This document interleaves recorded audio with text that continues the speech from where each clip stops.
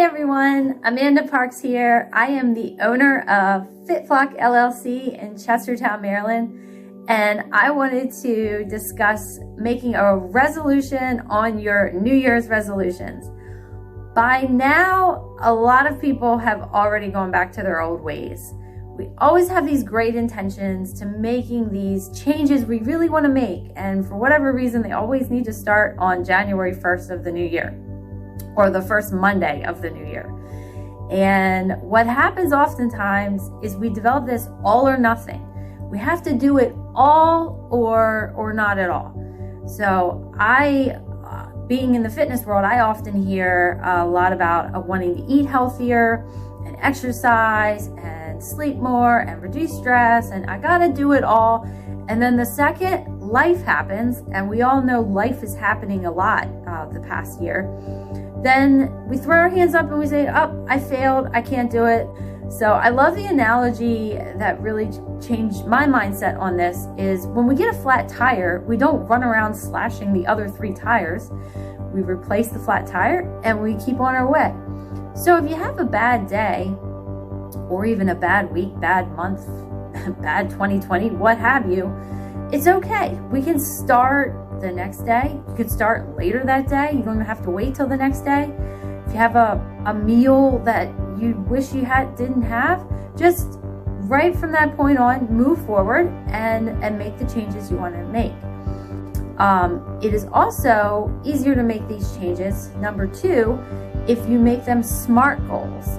So when I hear people saying they want to eat better, or eat healthier, and exercise more, that's too general. What is eating healthier? What is exercising more? There's no way to measure that. That's not specific. That's not measurable. It's hard to attain something. We don't know where it is. It's often not relevant, and it's not time bound. Easier way to go about this is take your I want to eat healthier or I want to exercise more, or maybe a combination of the two, and put some specific measures on this. I would like to replace my afternoon sweet and salty snack that's often nutrient poor and not really giving me much nutrient value with a handful of nuts and a fruit of my choice. And I'm going to do that 5 days a week during the work week. And then I'm also going to do 3 loops around my block every morning before work, 3 times a week. And once I've got that underway, then I'll bump it to 4 times a week in a couple weeks from now. So something like that where you can really measure, okay, I'm doing these things, I'm achieving my goals. This really helps you build your confidence and know, hey, I am doing this. Or if you're not doing it, adjust it appropriately so it's realistic and you can stay on your SMART goal. Number 3, I often hear about eliminations in the new year. I'm not going to eat any more sugar. I'm not going to do any more of this. It's really hard to take something you were doing a lot of and completely eliminate it. So it's often easier to replace it. So if you want to eliminate sugar, maybe reduce sugar or replace sugary sweet snacks with fresh fruits that often are sweet. Will kind of replace the sweetness you're desiring with something that's a little more nutrient dense for you. So instead of just sitting there like, I will not do the thing that I used to do all the time and just trying to make it on willpower, replace it with something you do want to do so you're occupying your mind. Number 4, learn your triggers. I personally know a trigger for me reaching for snacks is if I don't get enough sleep. So becoming aware of, why do I do this thing I don't want to do? There's usually something that occurs for me, lack of sleep.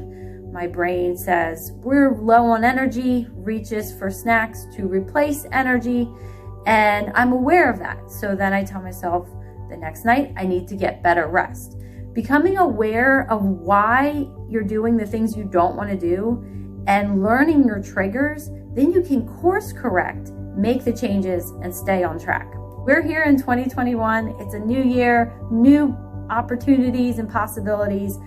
And what better way than to be nicer to ourselves? If we're nicer to ourselves, we tend to be nicer to others too. So please be nice to yourself. Give yourself a little leeway. If you mess up a little bit, it's okay. Get back on track. As long as you keep moving forward, you're never going to fail. And if you write down your goal and you make it smart and you keep at it, you can achieve those resolutions. And stick with this resolution for your resolution. And hopefully 2021, you will be doing all the things you want to do and a lot less of the things you don't want to do. I hope this is helpful, and I'm wishing you the absolute best for this new year. And thanks so much for listening to my resolution on resolution.